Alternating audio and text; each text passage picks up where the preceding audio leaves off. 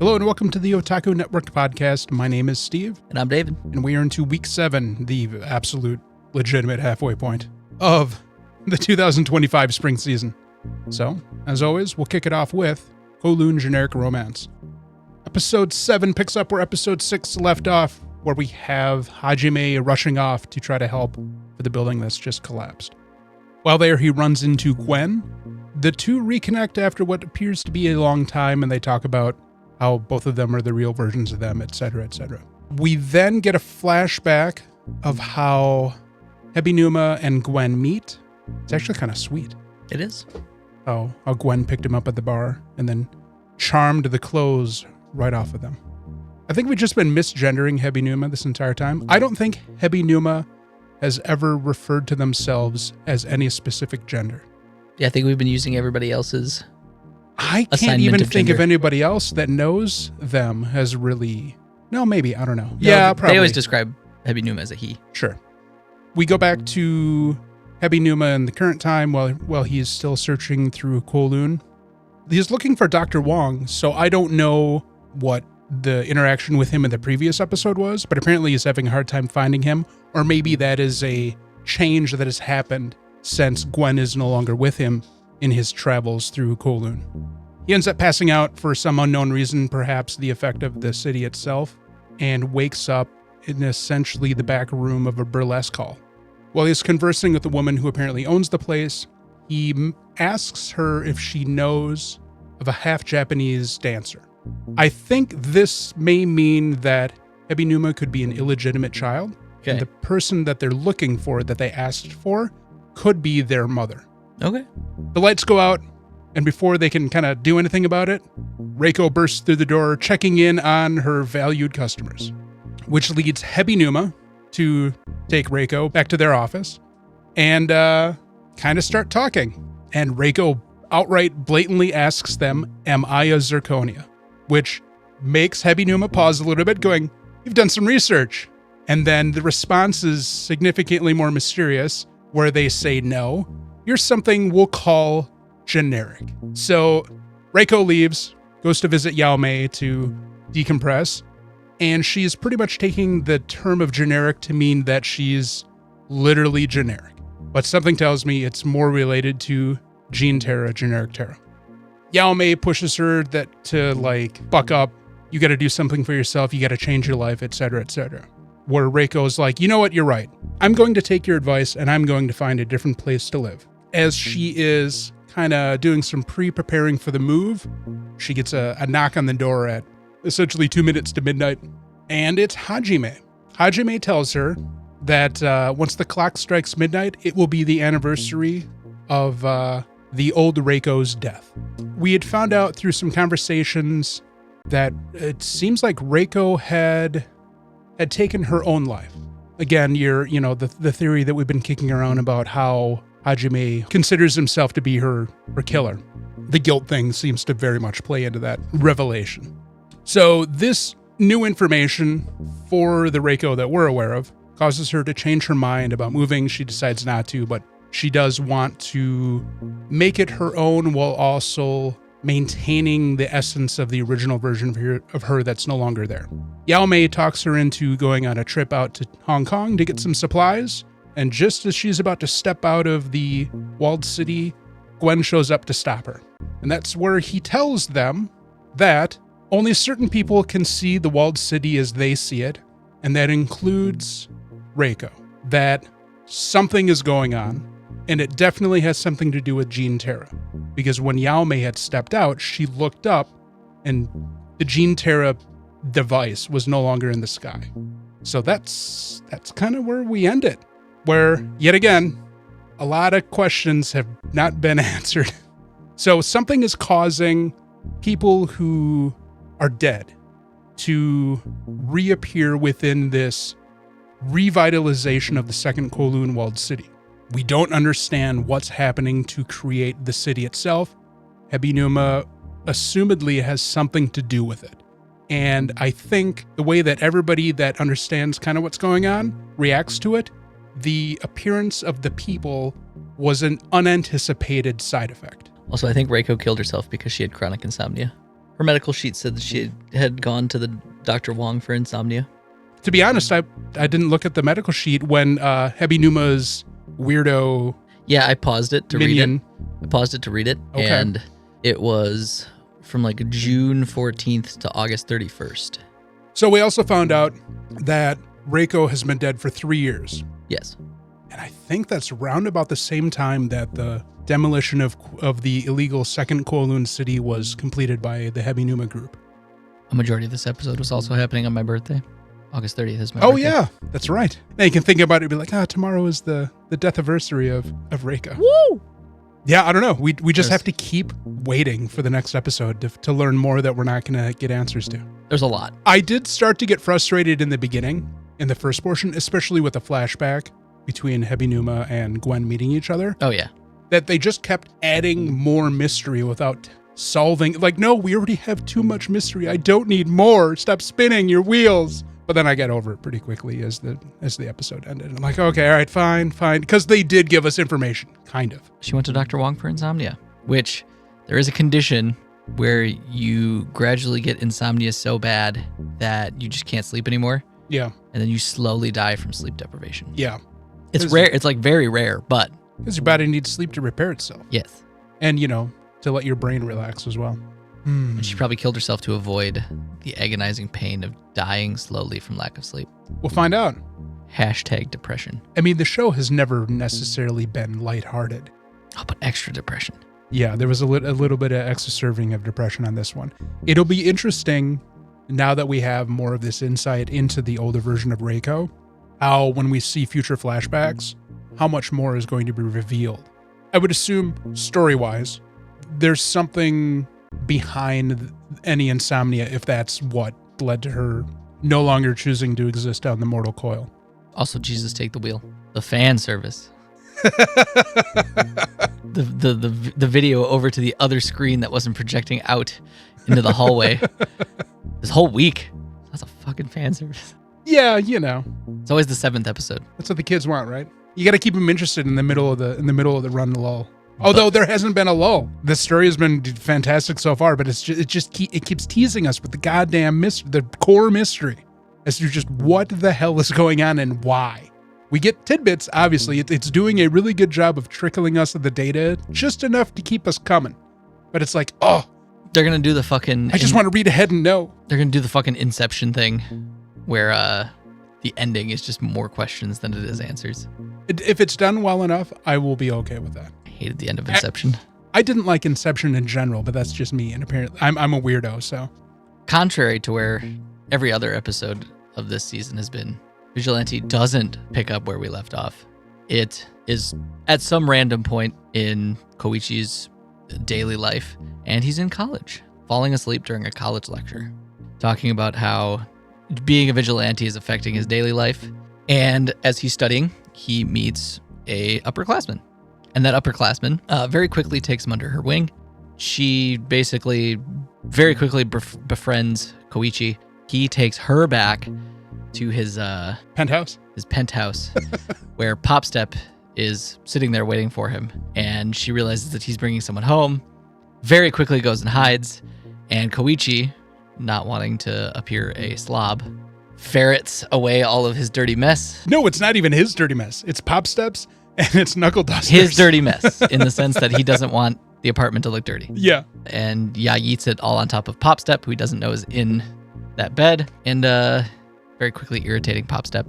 We end up getting from Makoto a bunch of backstory about the initial heroes on the planet. They all happen to be in the United States. Did they cover any of that in the original series? Not that I'm aware of yet. I really liked that backdrop. Yeah. Nothing that I know of. Okay. We get this incredible backstory about basically there was 189 original heroes or vigilantes, and then the United States doing the United States thing basically made 7 of those heroes and labeled all the rest as villains, and very quickly tried to make a class divide between what's a hero, what's a villain. And then Makoto's basically like, since I'm helping you out studying for college, you can help me. And it's like, I need to figure out about the vigilantes that work around here because I'm trying to write a paper. Koichi agrees. Agrees, knowing full well that she's looking for him and his friends. Yes. Agrees, and then they go around town interviewing everybody. And we very quickly find out that people have really weird opinions about the Vigilantes. They have very siloed opinions about the three of them. Pop Step, it's mostly about the way she looks. Everybody comments on her butt. Koichi is creepy in every single way. But largely helpful. Largely helpful, but even when it's in the helpful category, they label him as creepy. Yeah. And then Knuckle Duster's just... Well, most if not all of the ones about Knuckle Duster were from people that have had personal interactions with them, so they are biased responses. Yes. Because Knuckle Duster doesn't really seem to be that visible compared to Pop Step and Koichi. Right. I loved how everybody was calling Koichi the crawler. Yeah.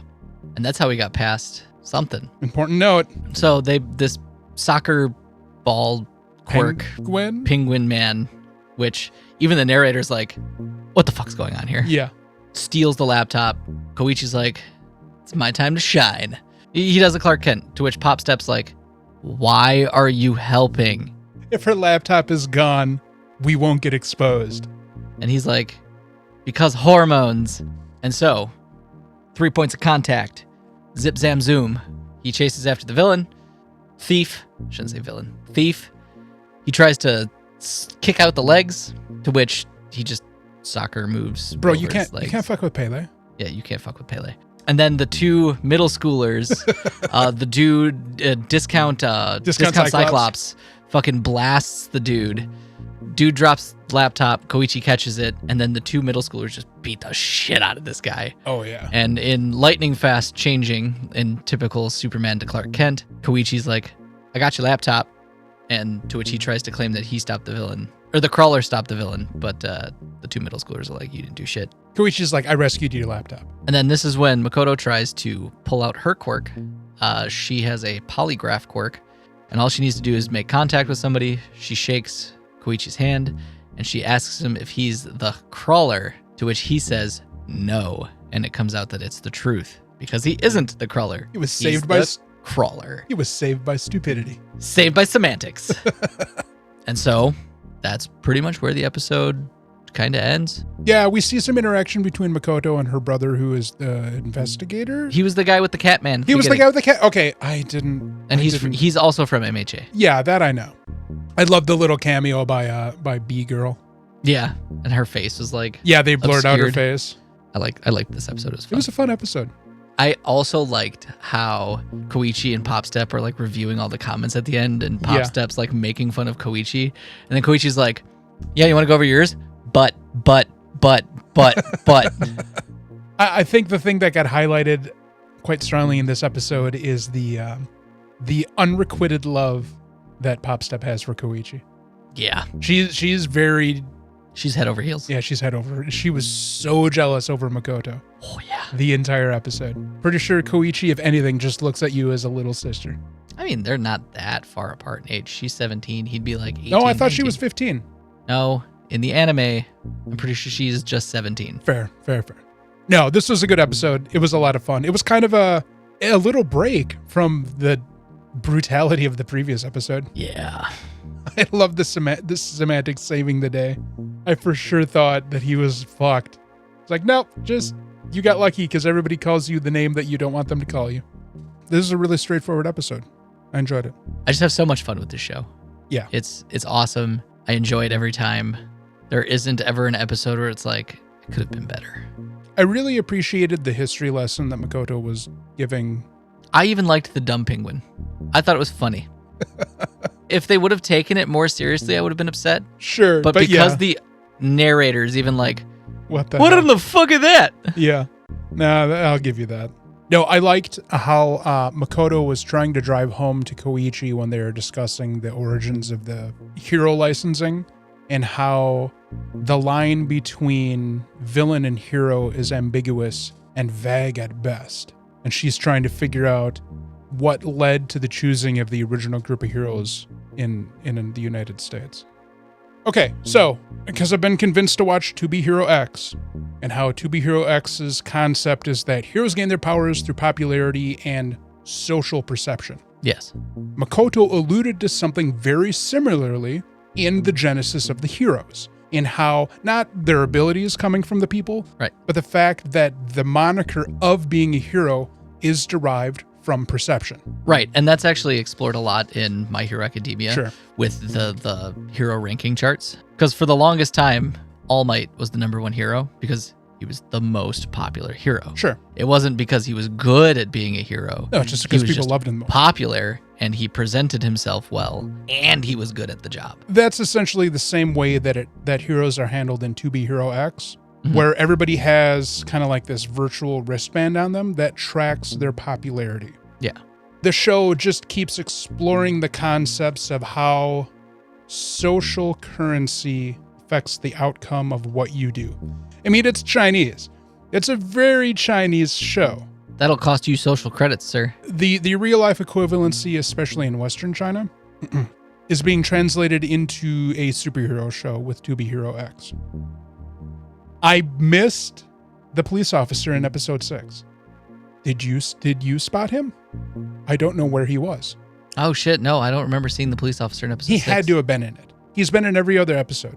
Maybe it was when the FBI was raiding the compound. Maybe. Could have just been in the background eating a donut or something. He was like on a helicopter eating Yeah, donuts who or knows? some shit. Could have Who been. knows? Yeah. All right. With the fallout of the raid on the Hills Have Eyes, AIs, the Lazarus group is basically barking up this tree of the information that they gathered from the FBI, and there's nothing. Doug, on the other hand, is decrypting that memory chip that Axel had found at the end of the last episode. That was dropped by Elena. Right. Axel had refound it. And so while that's decrypting, they decide to have a quick barbecue on the roof, to which we find out that Axel is 23, Doug is 23, Leland is 16, and Chris is 30? something. 28? It sounds like she's about 27. So we find out the ages of everybody, and then we find out how quickly Axel resorts to using weapons to solve things. He pulls out a flamethrower to cook all the meat That he just found in the armory. that he found in the armory and burns everything to a crisp as Elena and Hirsch come to the roof and are like, what the fuck? It was good to see Elena a little more animated. I this think she episode. resolved some of her internal issues with the last episode. Yes. With this happening, the chip is decrypted, and they find out that Skinner has bought 4 islands that have all sunk into the ocean. He pretty much bought them almost before they sunk. Right. And we also get this idea that Skinner accurately predicted when the last ice cap was going to melt, which now everybody's like freaking out thinking that Skinner is now a prophet. And they rewatched his tape and they found out that he was making biblical references of being the seventh trumpeter, I should say. We kind of have Hirsch explain, less for the characters, more for the audience that may not know the book of Revelation from the Bible. We get the idea that there is the 7 broken seals. Basically, Judgment Day is coming. Yep. That kind of gets brushed to the side.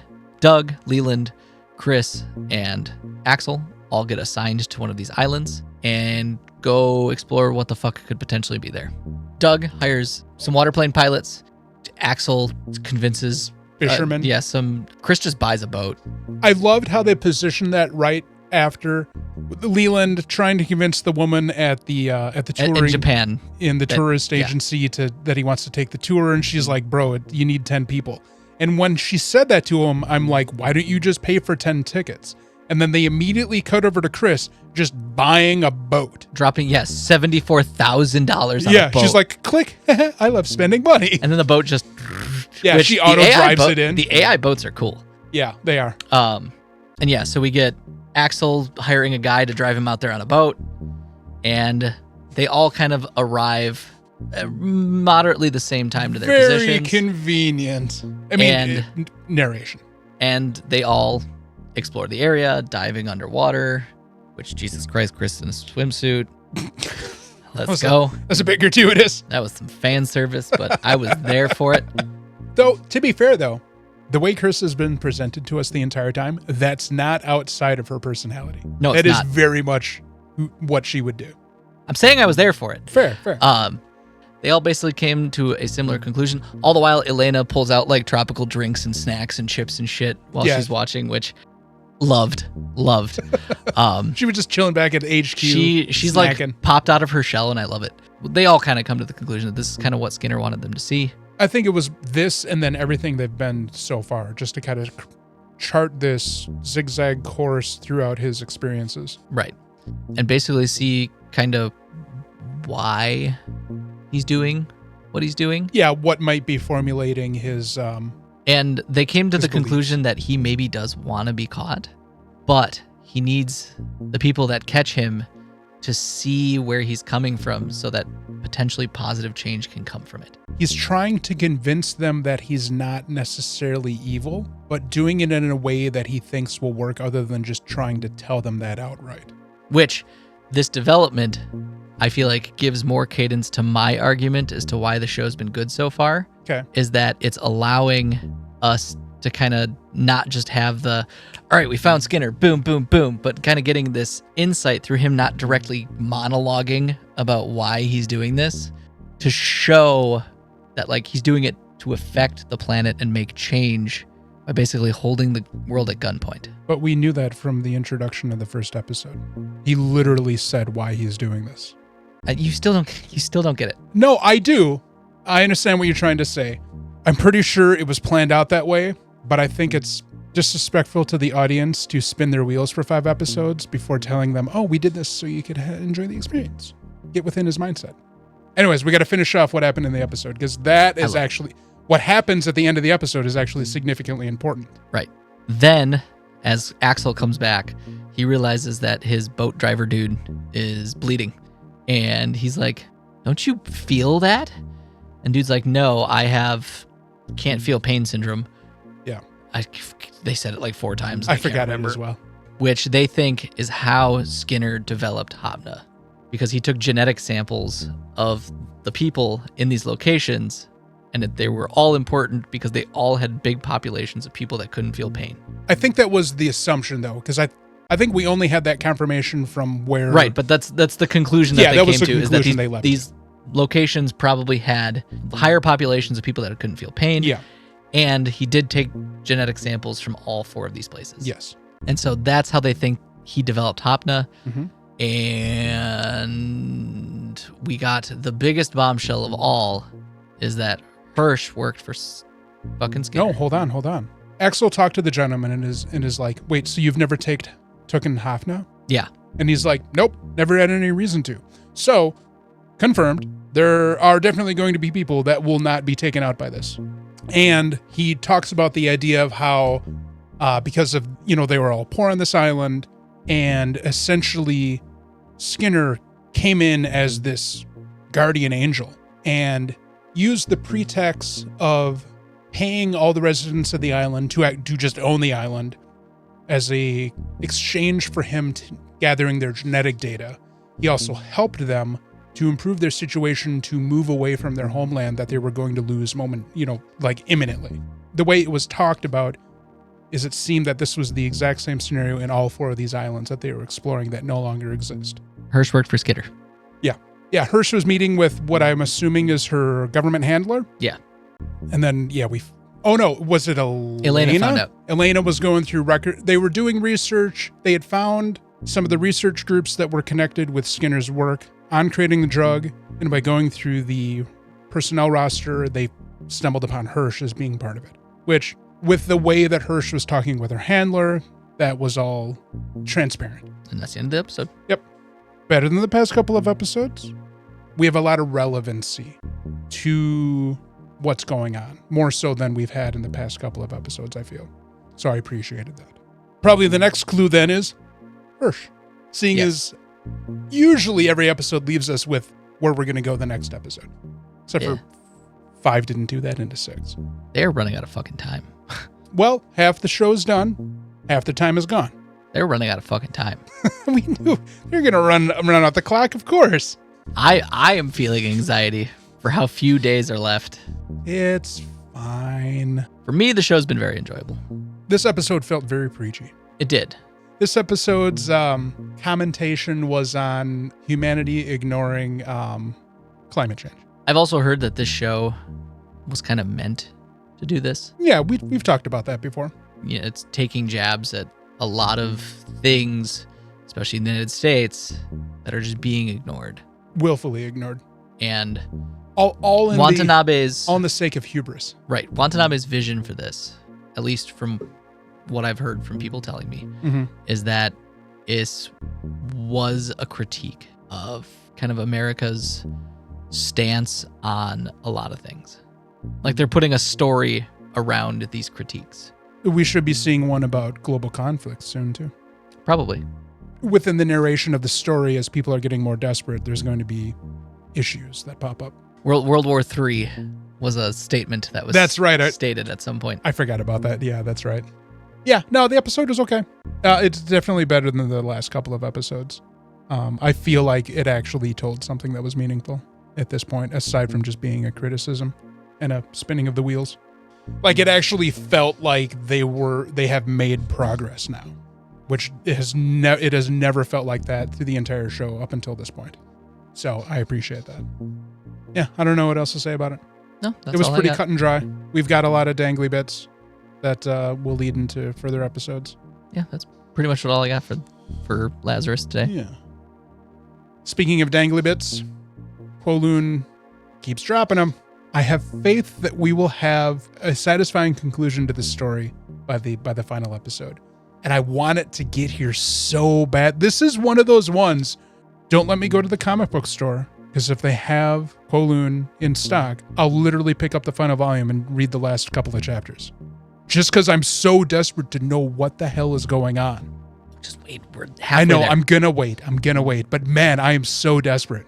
It's been so good. Don't pull a certain people we know. Yeah, fair. Oh, it's been so good. But just... She fucking spoils everything for herself. It just eats into me. I'm like, oh... MHA continues to be impressive. Yeah, this episode was fun. It was nice. They did that nice thing of like intense. Like, let's take a little bit of a fun break. And the fun break was enjoyable. While still progressing the story too. It was very amusing, the whole ask the people on the street thing. Yeah. And how everybody was like, booty, booty, booty, creeper, creeper, creeper. Oh, God.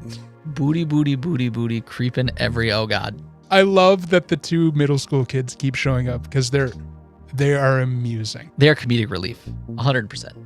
And Lazarus, yeah, the episode is all right. It wasn't bad. Probably one of the better episodes out of the show so far.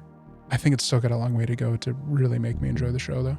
But this episode moved it in the direction that it needs to go into. So I appreciate that. All right. Anything else? As always, hit up our socials. Discord, my Instagram, Steve's blog, anywhere else that you could potentially find us on the internet. Yep. Twitter, Blue Sky. Like, comment, subscribe. Yeah. Ring that bell so you can get notifications when we post new videos. Otherwise, don't forget the other weekly series we have, Anime Plus, where we are talking about Season 2 of Shoshimen, How to Become Ordinary, and those come out on Wednesdays. And this week's episode of Shoshimen wrapped up the arc that's traveled the entire season so far. So next week, we're going to spin into the next arc. Tell us how you feel about the midpoint in the anime that you're watching this season. Yeah. We always love to hear your comments, or read your comments. It's been, most of my viewing list for the season has been slice of life and comedy, but it's been an okay season so far. There's been a lot of fun shows. And then there's 2B Hero X, which I don't know if I'm enjoying, but I'm still watching it. I feel like you're being held hostage by it because of Paul and Sebastian. Yeah, that's fine. That's fine. They want to talk about the show with me. I'm willing to talk about the show with them. All right. Thanks again for listening, everybody. We'll check you next time.